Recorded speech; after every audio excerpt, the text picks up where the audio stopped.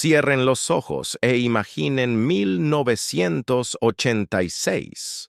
Todavía no existía Internet. El teléfono móvil era solo un juguete para los ricos.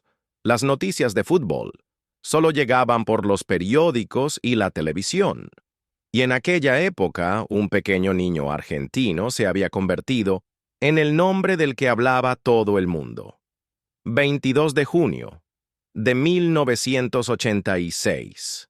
Ciudad de México. En el Estadio Azteca había 114,000 personas, pero era como si todo el mundo estuviera viendo ese partido. El cuarto de final Argentina-Inglaterra parecía solo un partido de fútbol, pero en realidad era la continuación de la guerra entre dos países. Y ese día, un hombre de 25 años llamado Diego Armando Maradona viviría los 4 segundos más polémicos de la historia del fútbol. Esta no es solo la historia de un gol, amigos. Esta es la historia de cómo una persona se convirtió en leyenda, cómo fue declarado héroe y villano al mismo tiempo. Porque a veces la vida nos pone frente a las decisiones más difíciles. Y Maradona ese día tomó una decisión que marcó su lugar en la historia. Nuestra historia en realidad comenzó 4 años antes. En 1982 se libró una guerra entre Argentina e Inglaterra por las Islas Malvinas. Tal vez hoy pocas personas recuerden esa guerra, pero en aquella época era muy importante. En esta guerra, que duró 74 días, 649 soldados argentinos perdieron la vida. Inglaterra ganó la guerra, pero había golpeado duramente el orgullo del pueblo argentino. Para el argentino común de la calle, esto no era solo un asunto de islas. Era una guerra de honor que un país pequeño libraba contra un gran imperio. Y habían perdido. Por eso el enfrentamiento Argentina-Inglaterra en la Copa Mundial de 1986 no era solo un partido de fútbol. Era la primera oportunidad de tomar venganza en el campo. Los hinchas argentinos no iban solo a ver fútbol cuando fueron al partido. En sus ojos, esta era la oportunidad de recuperar el honor de su país. Maradona también entendía esto muy bien, porque él también, como todo argentino, había vivido el dolor de esa guerra. Había interiorizado la derrota de su país. Si podemos vencer a los ingleses en el campo, tal vez este dolor nuestro se calme, pensaba. Claro, que entonces aún no sabía que el movimiento que haría ese día cambiaría toda su vida. Ese día la atmósfera en el Estadio Azteca era eléctrica. Los hinchas argentinos gritaban como si fueran a la guerra. Los hinchas ingleses estaban fríos y seguros de sí mismos. Al fin y al cabo, todavía representaban a un país poderoso en el mundo. Cuando comenzó el partido, ambos equipos jugaban muy cuidadosamente. Inglaterra tenía jugadores muy talentosos, como Gary Lineker y Glenn Hoddle. Argentina confiaba completamente en Maradona, pero la primera mitad no transcurrió como querían. Ninguno de los dos equipos pudo marcar, y se fue al descanso 0-0. En el vestuario, los jugadores argentinos estaban nerviosos, porque no solo tenían que ganar el partido, tenían que salvar el honor de su país. Maradona trataba de mantener la calma. Él sabía que brillaba en este tipo de partidos grandes. Pero aún entonces no sabía que el movimiento que haría en la segunda mitad lo convertiría para siempre en el nombre más polémico de la historia del fútbol. Cuando comenzó la segunda mitad, el ritmo subió inmediatamente. Ambos equipos buscaban el gol, y entonces llegó ese momento crítico en el minuto 51. El jugador inglés Steve Hodge quería dar un pase hacia atrás al portero Peter Shilton. Parecía una situación normal, un juego visto miles de veces. Pero Maradona estaba corriendo.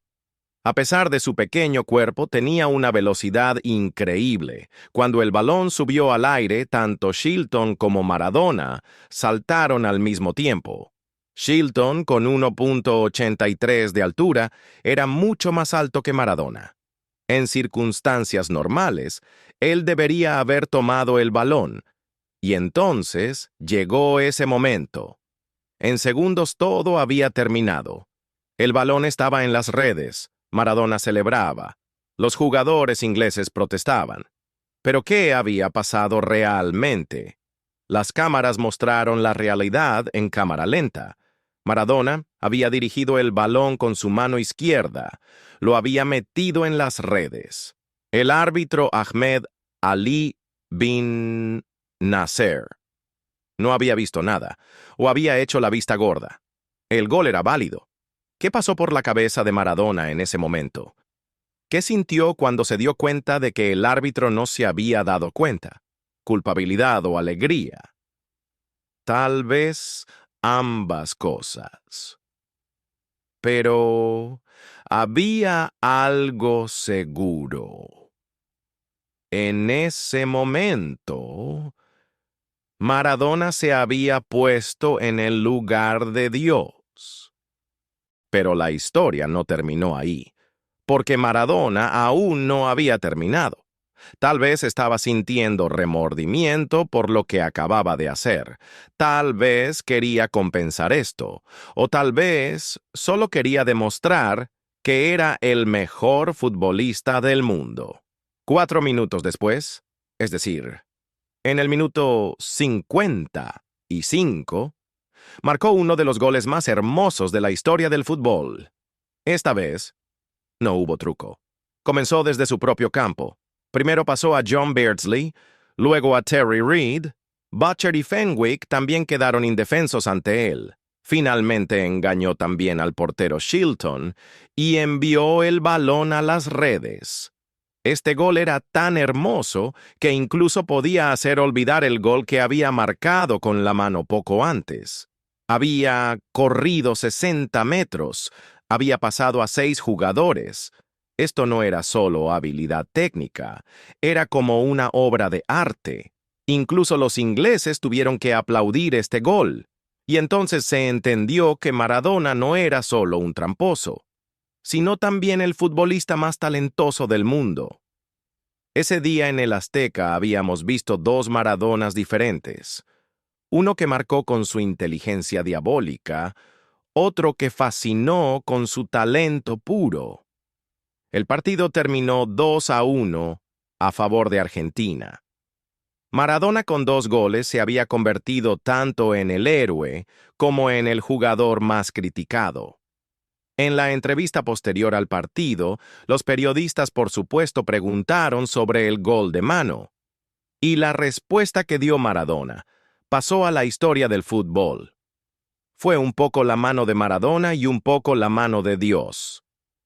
Esta respuesta en realidad resumía todo el carácter de Maradona. No se arrepentía completamente, ni se disculpaba. Aceptaba lo que había pasado. Incluso lo veía como una especie de intervención divina. Esta actitud enfureció más a algunos, pero hizo que otros lo amaran más. En Inglaterra, por supuesto, había gran ira. Los periódicos sacaron titulares diciendo «ladrón». Los aficionados ingleses nunca perdonarían a Maradona. Pero en Argentina la situación era completamente diferente. Allí Maradona era un héroe. Había tomado venganza por la derrota en las Malvinas. Había vencido a los ingleses en su propio juego. Lo que pasó ese día convirtió a Maradona en leyenda, pero al mismo tiempo también lo convirtió en el futbolista más criticado. Ya no era solo un jugador talentoso, se había convertido en un personaje polémico, algunos lo veían como un genio, otros como un traidor. Pero la verdad es que lo que pasó ese día en el Azteca mostró que el fútbol no era solo un juego técnico, sino un fenómeno emocional, cultural y político. Maradona no solo estaba jugando fútbol, estaba representando el honor de un país. Y tal vez por eso, 35 años después seguimos hablando de este gol. Porque esto no es solo un gol, es el símbolo del dilema dentro de la humanidad. Todos tenemos tanto ángel como demonio dentro. Maradona nos mostró a ambos ese día, la mano de Dios o el truco del diablo.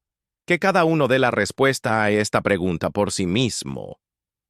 Pero sepan que Diego Armando Maradona ese día no solo cambió la historia del fútbol, también cambió su propio destino. Y por eso permanecerá como una leyenda para siempre.